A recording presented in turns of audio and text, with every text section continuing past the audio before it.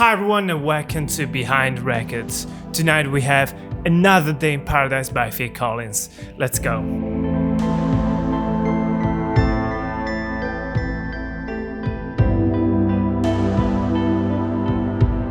There is no explosion here, no dramatic intro, no urgency. Just a soft keyboard, a restrained voice, a scene unfolding slowly. Another Day in Paradise doesn't demand attention, it waits for it. This is Behind the Records. Today we talk about Another Day in Paradise by Phil Collins. Where we are, Phil Collins, 1989. We are at the end of the 80s. Phil Collins is everywhere, on the radio, on TV, on stadium stages. He is one of the most successful artists in the world, as a solo artist and as a member of Genesis. And that success comes with a price. By 1989, Phil Collins is often misunderstood, criticized for being too commercial, too present, too familiar, and yet behind that visibility, something shifts. But seriously, it's not a celebratory album. It is a reflective, concerned, grounded. It sounds like an artist who has seen enough to stop pretending everything is fine. Why the song exists? Another Day in Paradise is born from observation, not from spectacle, not from theory, from reality. Phil Collins has spoken about witnessing homelessness in large cities. People ignored, stepped around, made invisible, and instead of shouting, he chooses restraint. Instead of anger, he chooses distance. The song is not about solving a problem, it is about acknowledging it, about noticing what we are trained not to see. Why it sounds this way? The most striking thing about Another Day in Paradise is how calm it is. The arrangement is minimal, the rhythm steady, the melody almost detached. This is deliberate. If the song were louder, it would feel like accusation. If it were dramatic, it would feel manipulative. Instead, it feels observational. Like a camera that doesn't interfere, it just records. And that can make the message heavier. Phil Collins is a storyteller. Phil Collins is often associated with emotion, breakups, vulnerability, intimacy.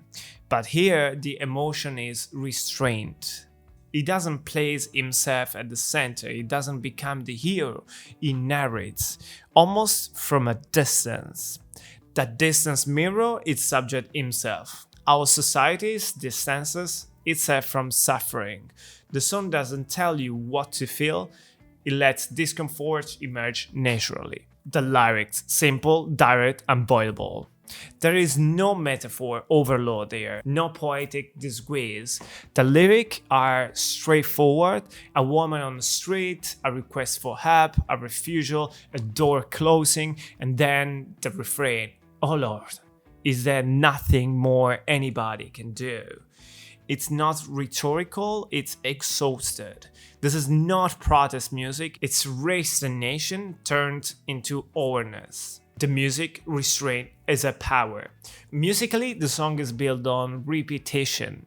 The chorus barely change. The structure remains stable. The stability reflects routine.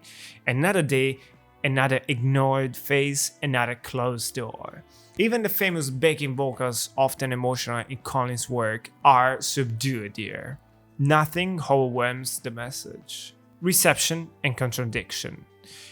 When Another Day in Paradise was released, it became a massive hit. Charts, awards, global recognition.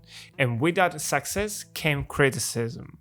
Some accused Phil Collins of hypocrisy, of profiting from a song about poverty.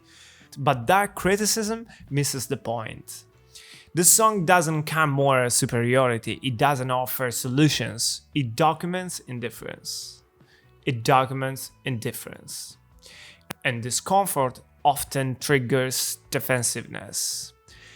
Why the song matters. Another Day in Paradise matters because it does something rare in pop music. It slows the listener down. It refuses spectacle. It refuses easy emotion. It asks for attention quietly. And in doing so, it forces reflection. The album context. But seriously. Inside But Seriously, the song makes sense. The album deals with social responsibility, political awareness, personal reflection.